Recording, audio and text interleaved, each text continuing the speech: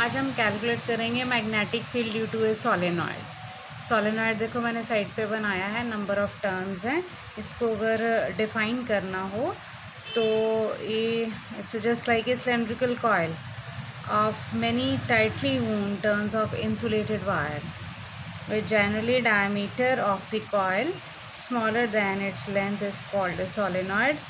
बहुत सारी टर्न्स होती हैं इसमें, वूंड की होती हैं। देखो करंट इसमें एक साइड पे एंटर कर रहा है, दूसरी साइड पे ये लीव कर रहा है। तो अब इसमें मैंने किया क्या है, मैंने एक सोलेनॉइड लिया है जिसमें नंबर ऑफ़ टर्न्स जो हैं मैंने साइड पे लिखी हुई हैं, n is the number of turns per unit length. तो इसका मतलब टोटल नंबर ऑफ़ टर्न्स हो गई n इंटू एल।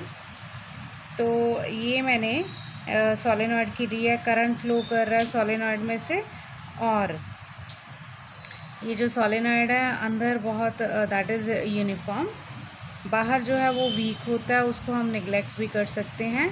तो मैंने सोलेनॉइड जो लिया सेकंड डायग्राम में उसमें पॉइंट P लिया है, और जो पॉइंट P लिया है मैंने सोलेनॉइड के अंदर, उसमें मैग्नेटिक फील्ड जो है उसके अराउंड एक रेक्टेंगुलर लूप बना दी मैंने ABCD।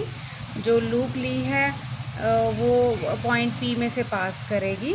तो एम्पियर सर्कुलर लॉ के according line integral B dot DL जो है दैट इज़ इक्वल टू, उसको मैंने 4 पार्ट्स में ब्रेक कर दिया।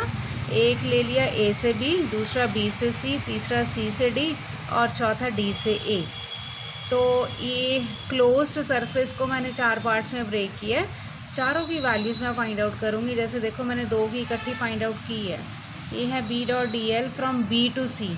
B टू C देखें तो जो मैग्नेटिक फील्ड की डायरेक्शन होती है, मैग्नेटिक फील्ड की डायरेक्शन और B टू C ये दोनों की आपस में 90 डिग्री पे हैं।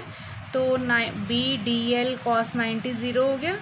ऐसे D टू A ये भी मैग्नेटिक फील्ड, और D से A आएंगे तो एंगल जो होगा दोनों में 90 डिग्री, इसका मतलब ये भी ज़ीरो हो गया।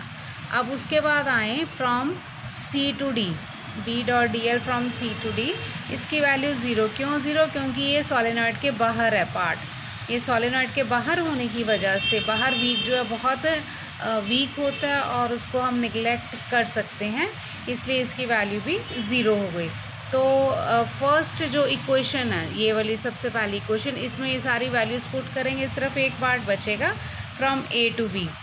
अब इनमें A टू B देखो और मैग्नेटिक फील्ड B की डायरेक्शन देखो, ये दोनों सेम डायरेक्शन में होने की वजह से एंगल ज़ीरो हो गया, cos ज़ीरो की वैल्यू 1। तो इसका मतलब ये closed surface from A to B it comes out to be BDL। अब B कांस्टेंट होगा थ्रू आउट द सरफेस, तो B बाहर ले लेंगे। B जब बाहर ले लिया तो अंदर बचा DL। DL की इंटीग्रेशन L, क्योंकि जो लेंथ ली है देखो A से B हो या C से D हो that is equal to L, तो वो BL आ गया। अब लगाएंगे एम्पियर सर्कुलर लॉ।